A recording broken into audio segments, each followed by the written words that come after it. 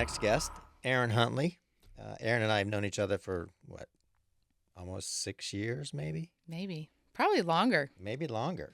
And We're not aging or anything. not Just at our all. kids are getting older. That's right. Exactly. We each have 3 kids. That's crazy. hmm Um, I'm so proud of what Erin has accomplished and what you continue to accomplish. Erin is the current chair of the Orange County, Florida GOP and candidate for the Florida House of Representatives, District 45. So you got a lot on your plate. Yes, we do. I And three mean, teenagers. and 3 teenagers. Oh my goodness. And 3 teenagers. 2 boys Two and a boys and a girl. girl. And I think your daughter has made a choice on where she's going to go to school, right? Which is Yes. amazing. Oh, that's always a Yes. big She announced choice. it on social media, so you know it's real. Did it go viral? I mean, I don't know. I know it's all about choices in social media these days, but hmm well, thank you for coming today. This is such an important time in your life and the difference you're making in your community. And speaking of your community, I think you just got a really cool endorsement. And you want to talk about that endorsement and what that means Sure. to your campaign? Sure. So I'm running for the Florida House of Representatives for District 45, which is Winter Garden, Windermere, Gotha, Dr. Phillips, through Horizon West Celebration and the Reunion area of Osceola. So West Orange and a little part of Osceola. It's a great district. It's a tourism-based district, and a lot of families are represented there, and that's why I'm running. So I recently spoke with Congressman Daniel Webster, who's a good friend of mine, and told him I'm running, and he said, I wholeheartedly endorse you. So we released that endorsement just yesterday, and we're Amazing. just very thankful for his support. He was the first Republican Speaker of the House in over 100 years here in Florida. The Florida House of Representatives was under Democrat control after Reconstruction for 100 years, and he was the first elected Speaker of the Florida House as a Republican. And he gave a speech when he became that and said, "May it never go back." And it never has. Oh, wow. So we intend to keep it Republican. We're in a supermajority, and I intend to join as part of that supermajority and keep leading the way. But Congressman Webster has really paved the way for the educational freedom that we enjoy here in Florida right now, as well as the homeschool movement that many people participate in and families enjoy. People have moved to Florida to be able to homeschool their children. And all of that was passed through his legislation and leadership in the Florida House through Tallahassee. So he has a longstanding commitment to Florida students and families, and we just need to protect that and continue it here in Central Florida. Well, you said it's something interesting because Florida kind of has a free choice for where you want to go to school Yes. now, right?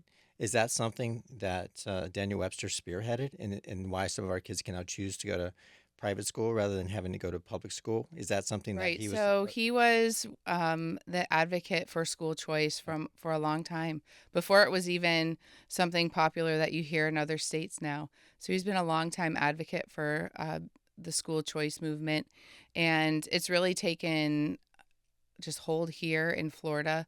And what I would tell people is sometimes people think you want the system to change. Well, it takes many, many years and many leaders to legislate that through the system. And now we're enjoying the fruits of his labor of years ago, where we now have full school choice here in the state of Florida, where people can pick a public school, they can apply for money and grants with the Step Up for Students program to use uh, money and funding to go to a private or another school, and they can also apply for money to use for homeschool resources. Mm. And all of that was really came into the play over the last 2 years, and the numbers are staggering. I think there's 250,000 students applied already for next school year's Wow. programs, and that was only in the first 2 days of the enrollment happening. So it's very popular and it works. And the model is based on making sure that parents can decide what the best education method is for their student. And parents know best what's best for their children, and they can make those decisions. So some kids learn better in big school environments that may be available. Some work better in a small school environment or maybe a homeschool or a co-op environment. And they know what's best for their student. They're able to make the choice and have the resources to accomplish that. I mean, it's amazing, and it's something that, like you said, I think Florida is leading the country in Yes, this we're leading the initiative, right? country, and it's really made a difference personally for us, specifically with my youngest. He has a learning difference called dyslexia, which I know a lot of people may be familiar with. And we had many years where we drove him to a specialty school an hour away, I which remember is you going through that. an Yeah. amazing school in Lakeland. Florida Southern College has a program there with the Roberts Academy, and they're miracle workers there.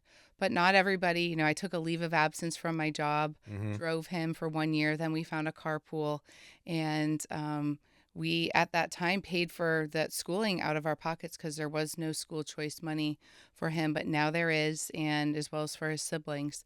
But just having that foundation for him to learn the way that's best for him as a dyslexic student made all the difference. He's Yeah. making all A's and B's now Amazing. in regular classes at a private school with his siblings. And that was the whole goal. You always want to make sure that siblings, if they can go to school together, because it's more than just the classes, it's the camaraderie, the sports teams. My boys play varsity lacrosse together. And so it's a lot of fun. And school is more than just, all the classroom. It's all the other components in the community. And that sets a good character basis for kids to learn and then move on to wherever their next steps will be. Well, and not to mention he's already taller than you too, right? Yes, And taller than his he's dad. I think he's 14 years old, 6'1". it's amazing. He's amazing. We call him the gentle giant, Yeah. but he's very fun loving. But, a lot of people look at sometimes people that have a learning difference and think, oh, they're going to have to work harder. And he has had to work hard. But I'll tell you what, it gives him compassion like no other. And I get a lot of compliments from his teachers and administrators that say he is the kindest, most welcoming. And I think some of the challenges we went through with him learning gave him a lot of compassion for others. Well, I think that compassion and kind of being a part of that journey and watching you guys and watching you having to do that, I think that says a lot, certainly about you, and I think it kind of translates into why you'll be an effective leader. As you move, as you have been with the GOP, and as you move into this new role. So I think that it all kind of works hand in hand. So it's amazing, and congratulations on seeing this come to where it is now. Because I think he's ninth grade. He's in eighth grade, Eighth but he's grade. the size of a 22-year-old. So Unreal. Yeah. Great kids. But I want to just talk a little bit about that endorsement from Mr. Webster and the earlier the better. What that means to you and the importance of it as you work to secure more endorsements. We're talking what, 2027, 26. 26 Hmm. for the election. And the more people you can have supporting Erin Huntley, the better it's going to be, right? So how does that work as you secure endorsements for this candidacy and moving forward to have other people speaking to you? I know you mentioned, Daniel Webster, but as you continue to move forward with individuals and groups that are supporting you. So there will be many endorsements, and we're really thankful for all of them. But what it really means when you have an endorsement is that someone has watched what you've done in front of the scenes and behind the scenes. And a lot of these elected leaders have watched us work behind the scenes and what we're able to accomplish for families in Central Florida and the people who work so hard to maintain our amazing tourist industry. And I think they've watched that and are able to support what I'm able to bring to the table here.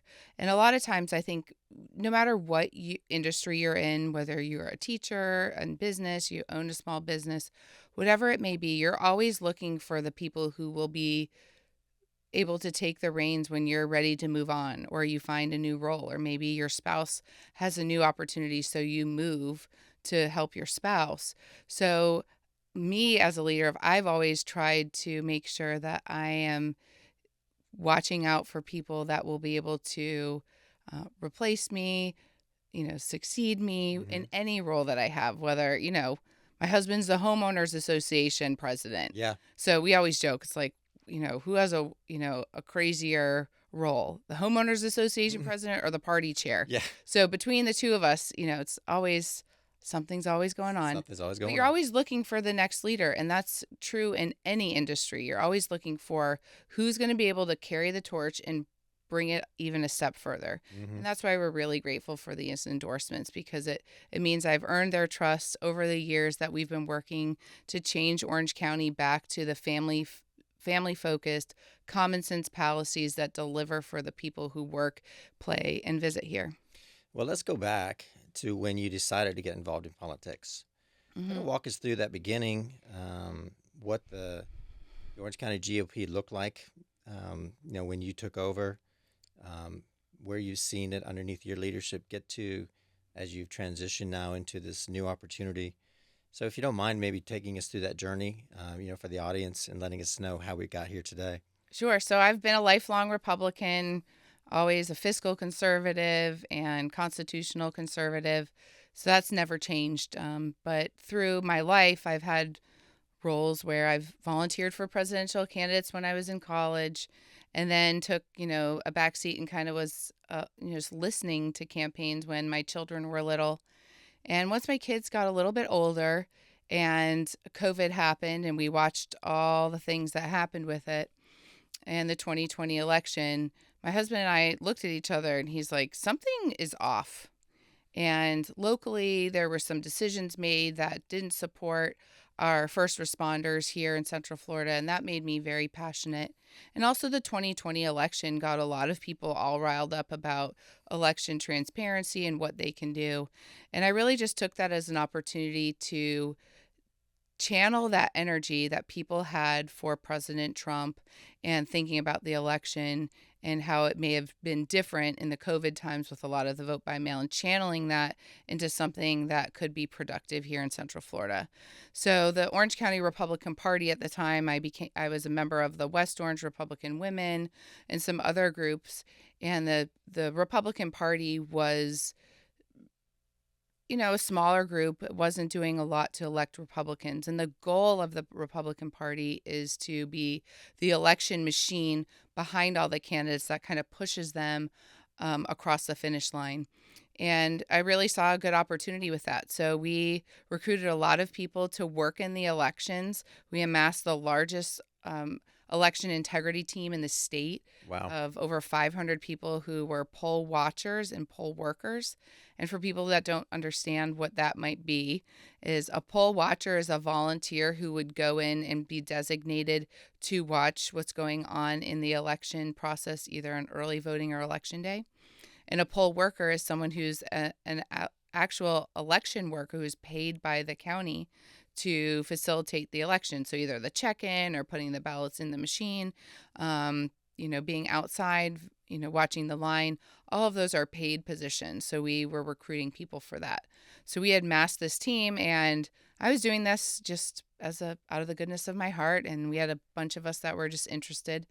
And, people then start looking around and they say, well, you should really just be in charge of the party. So if you got this whole group together to mobilize to make sure that the first election we did this for was the governor's election, Ron DeSantis' election in 2022. Okay. And when we did that in the primary and then the general, it just, solidified that I was a person who was ready to lead a team to accomplishing what matters. And so they said, oh, you should be in charge. So I ran for chair and I was elected, and, then the fun began. Yeah. But When was that? What year was that? that was 2 years ago. So Oh my I gosh. became the chair Okay. 2 years ago Okay. in 2022 December, and I was recently reelected. Yeah. Congratulations. Yeah. Thank you. So talk a little bit about the efforts. I mean, certainly, I know it's something that happens in other states, but you brought the Lincoln Dinner back, right? So Mhm. the Lincoln Dinner, which is a big fundraiser for the local Republican Party, that was amazingly successful for a first year. What would you have 4 or 5 months maybe Yeah, to so we, put that together? And a I lot mean of that people don't realize that we're not funded by anyone. correct. The Yeah, local party is funded by the local party. So we're that's all right. volunteers. I'm the chairman, but I'm a volunteer. Everyone that works with us as a volunteer. We raise money to operate an office and pay for that with all the money that's donated to the party. So we do a fundraiser every year. It's called the Lincoln Dinner.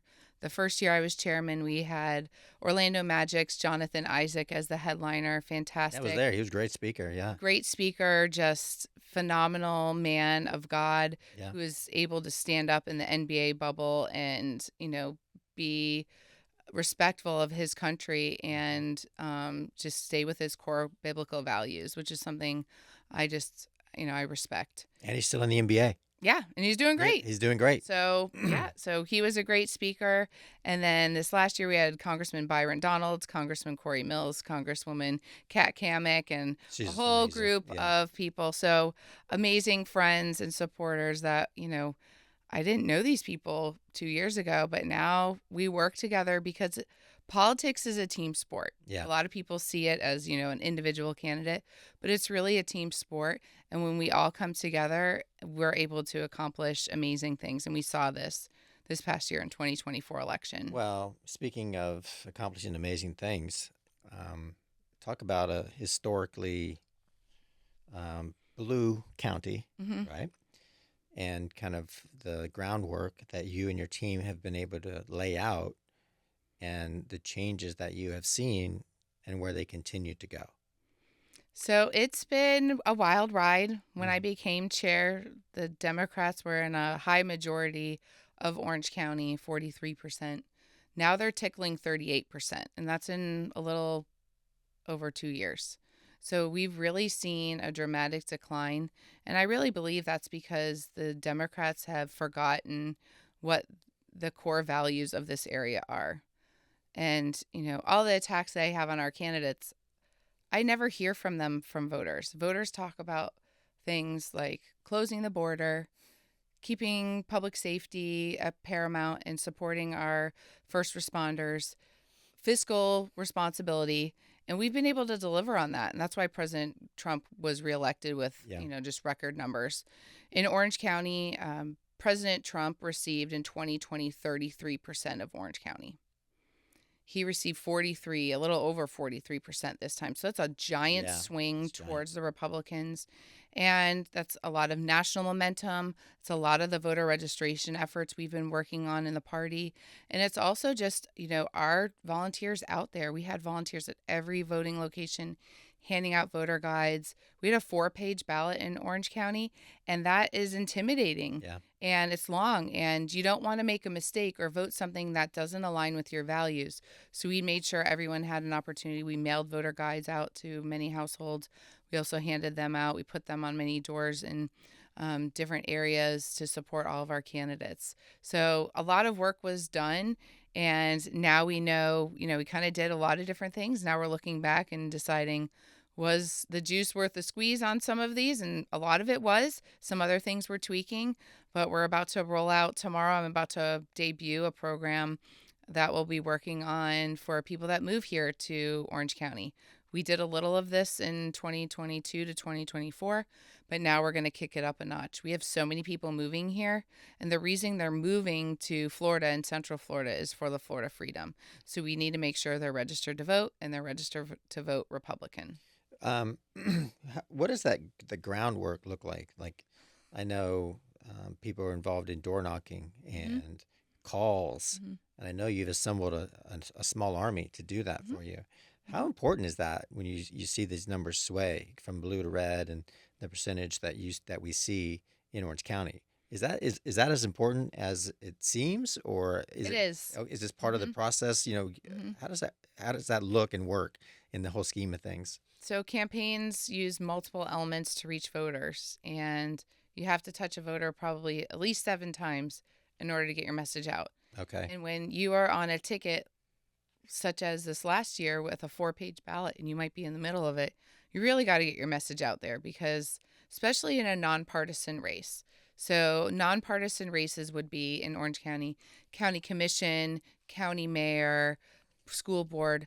Those candidates are listed on the ballot without an R or a D after their name.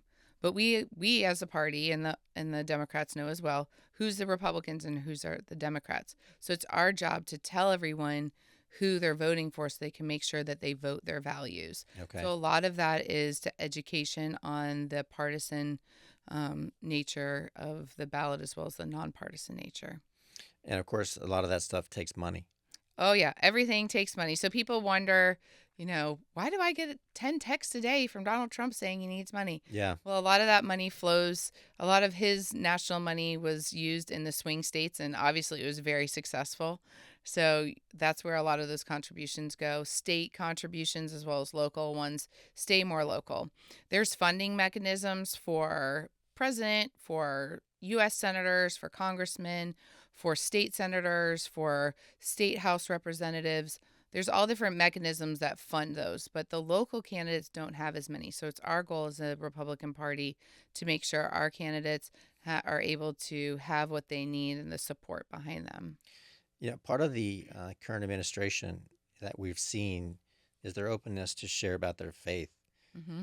How important is your faith to you, and how open are you about that when you're talking to people about how important it is to you? What and as you move forward in your career, what that I would assume that that's probably the number one thing for you Right. moving It's forward. my why. And it's, my husband and I are in lockstep about this is how we raise our family and how we've decided to live our life together as Christians and reading the Bible and using God's word as a guide to the principles that we have. And there's a lot of different faiths represented in my district in Orange County in Florida. And to have that religious freedom to be able to worship as you see fit is just critical. And there's always people that want to stop that. We even saw um, mid-November this year, newly elected county commissioners here in Orange County decided that they didn't want there to be any churches built in certain areas of Orange County anymore. So they proposed a moratorium on church building. And it wasn't, it was solely based, and it's illegal. It's against federal law, state law, you name it. But there's sometimes a movement that is anti-religion. And what we see, especially in my district, we have all different types of religious where there's people that can find what works for them and worship in the way they see fit. So to have that freedom, preserve that freedom is very important. And there's one party that is for that, and that's the Republican Party. And so it's demonstrated day in and day out. But that's a lot of the why of the Republican candidates is their faith. And unfortunately, what's happened on the other side is their faith has become their Democrat values, not a core belief that never changes. Like my core beliefs never change. Yeah. But that's what happens when you have, the Bible says, build your house on the rock. We're building what we need to as a country on a firm foundation that's, the Constitution was written with many biblical values that we still hold dear as a country. And so we need to continue with that. We haven't lasted this long just by spite. It's been because of people of many different faiths who have just held on to their values and raised families that have just taken generations to make a difference. As you move forward, I think, and I could be wrong, but there's a kind of a core of people who have voted. Mm-hmm. The amount of people who are eligible to vote, what percentages are voting? And I think it's low. Correct me if I'm wrong, Aaron, but and certain demographics that may or may not show to vote. What can you do to bring them out? And are they kind of the younger generation? It seems like some of those that have become eligible to vote showed out in mass in the Mm-hmm. recent Mm-hmm. presidential election, right? And I think that was proven through some of the non-traditional social media, Podcasting. podcasting, certain things like that, where people were able to get their message out through some of the non-legacy types of media. Yes. What are you doing to kind of increase the voters turnout?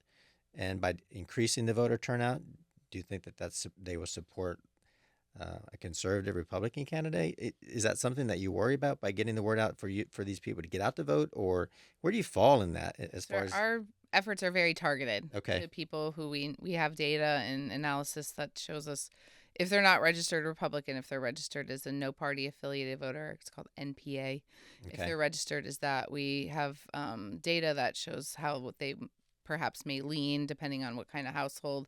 If it's two Republicans that live with two NPAs, most of the time the two NPAs tend to lean more Republican. Okay. So we know who we're targeting too, but we had a record turnout of Republicans here, the highest turnout of Republicans in over 25 years in Orange County. Wow. So we just like put the pedal to the metal and we just have to keep going. But, presidential is the peak turnout of any election in November. But, the governor's race, which is the off cycle, so will be next in 2026. Okay. That will also have a higher turnout. But the low turnout races, we really try to make sure people understand. So there's a lot of municipal races right now in Orange County. Maitland, Winter Park, Belle Isle, Windermere, they all have elections. And those will have maybe, Ocoee does too, maybe 15 to 25% turnout. So it's a much lower percentage of turnout than you would see in a presidential, just because there's not as much money put in the get out the vote. And there's not as much, if you turn on the TV, no one's talking about the commission race in Maitland today. That's right. Yeah. So the media also affects that as well. So it's a lot of elements that come together to push voter turnout. But we know how to win elections. And with the more support and more great candidates, we'll be able to win more. So I know you're a Buffalo Bills fan. I'm sorry Yes. that they were close. They were close this year. I know you went to school in Virginia, but why don't you tell our viewers something about Erin Huntley that people may or may not know about? That's kind of a fun fact. Oh, there's a lot of fun. There's a lot of fun facts. I mean, growing up in Buffalo, and then moving to Miami. When my father told us we were moving to Miami, I was 14 and I thought it was going to be like Beverly Hills 90210 and I was going to, meet Brandon Walsh or something. And He it wasn't pretty walking much, around. no, but it was pretty much like that. We Well, went yeah. to the beach all the time. It was incredible. South Florida was a wonderful place. Mm-hmm. And my husband's from there. So we have a great affinity to it. But I think, there's a lot of fun stories about me. My parents my dad would tell some great stories, but I think one of the funniest ones is people that know my dad. You've met my dad. Yeah.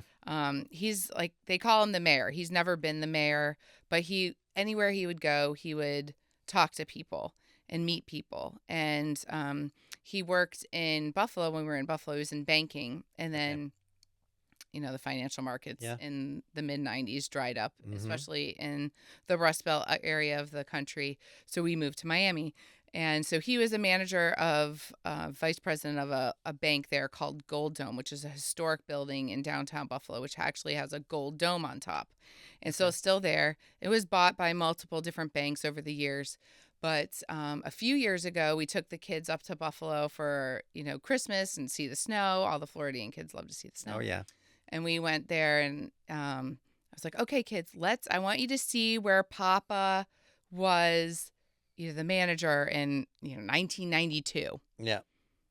And we walk in there. There's two ladies who are still working there that know my father. No way. They're like, oh, we love Jim. He's the greatest. Oh, you're his great. So I think that's something that I just hold on to is that relationships are so important. That's what you're really talented with is building great relationships with people who are doing good work throughout our community. And my dad is like that as well.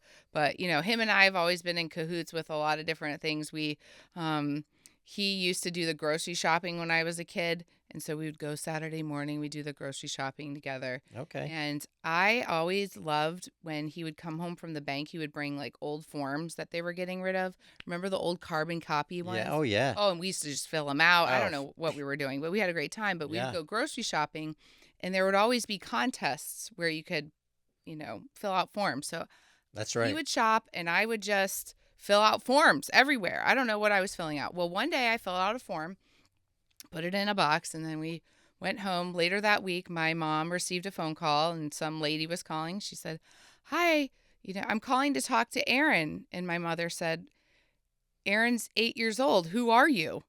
And she's like, I'm so and so. I'm the manager at Bell's Supermarket on South Park Avenue, and Erin won a 3-minute shopping spree What? at our grocery store. And my mother was like, "Well, she's 8. I don't know Yeah. if she could win that." And she said, "Oh, well, would you like to, or perhaps your husband or someone else in your family like to Oh my claim that gosh. prize?" Yeah. So my dad was like, "I'll do it." 'Cause Yeah. he loved, Of he was course. always a grocery shopper. 3 minutes is a So long time. every night for like 3 weeks, he went to Bell's and he mapped out this route and he figured out how he could get the most amount of items as fast as possible. So, we're talking meat, Yeah. like giant chunks of, I don't even know what it was, but big hunks of meat.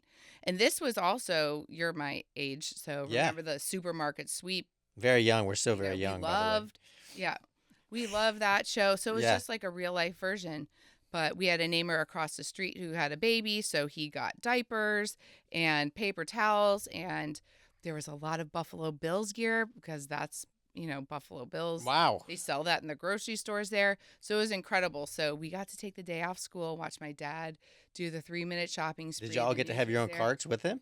He had his own carts, and there was someone that followed him Oh. with additional carts, so he'd fill them up. But he got me a little porcelain doll from the gift shop at the front, and What a great it was, promotion. yes, a ton of peanut butter. So anything you could think of that was high value, which still is. Yeah, of course. But back then, so this was 1989. Got over $3,000 worth of stuff. So that would be like, who knows what it would be today.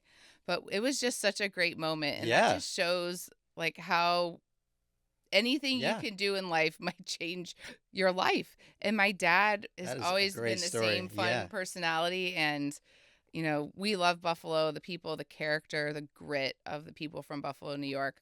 Oh, yeah. That's really what's given me the hardworking nature that I have. And I always say, no one will outwork me. I can say, well, there's no doubt about that. You're one of the busiest women that I know. It's unbelievable. But you got to do that. And you have to have fun. I mean, So I and, think and that you have always to have fun. balance. Absolutely. The balance is always there. And my father's been just a great mentor in telling me and making sure I know that you value people and what they bring to the table, and then also have a lot of fun. Well, I'm sure he's proud of you. I mean, Yes. unbelievable, right? So, people listening to the podcast today and, they want to support Erin Huntley, give them an idea of what they can do and where they can go and the platforms that they can use. And, let them know what they can do to support you. Sure. So my campaign website is Vote Erin Huntley, VOTEERINHUNTLEY.com. And on there, there's a way to donate. There's also ways to sign up to volunteer. A lot of the beginning is a lot of, garnering support. And then we start a lot of the grassroots efforts later on in the campaign. But we'd love to have people out there supporting. We'll have many other candidates. I got into this race very early, but we'll be seeing a lot of other candidates pop up. We'll have some county commission candidates, school board candidates, all coming up that will be new candidates this cycle. We're really thrilled to see how we can continue to impact Orange County for good. And I think, something coming up next week, if they want to really come and see firsthand what you're doing, you have on the 20th an evening event. Where is the Orange County GOP? You guys meet monthly, Yes, right? so Republicans are welcome to join us at our Republicans, county party yeah. meeting, and it's Where is that? What time? It's February 20th. It's at Family Church in downtown Windermere. Okay. And all the details are on our website, which is orangefl.gop. Yeah. And on that website, it has a calendar with our events. But we meet monthly as a Republican Party, and we have business that we conduct. So we talk about what we're doing for fundraising and voter registration. And then this meeting, actually, we break into committees. And we have all of our different committees working on their different projects. So that's happening this month. Sometimes we have guest speakers. Last month we had former Congressman Dave Bratt come, and he's very close with the Trump campaign, so he's giving us a little sneak preview of what we would see. So we'll look forward to some other guest speakers. This is kind of a working meeting. We're a working party. What I've found is, every time you have a meeting, if you don't accomplish something, it was just, time wasted. So we really try to be purposeful Okay. with our meetings. So we'd love for people to come out. We rotate between the west side and the east side of town. Orange County's big. There's a lot of traffic. So we want people to feel they're able to contribute whenever, possible. But hopefully they can come to either side, and just check out our website for all the information.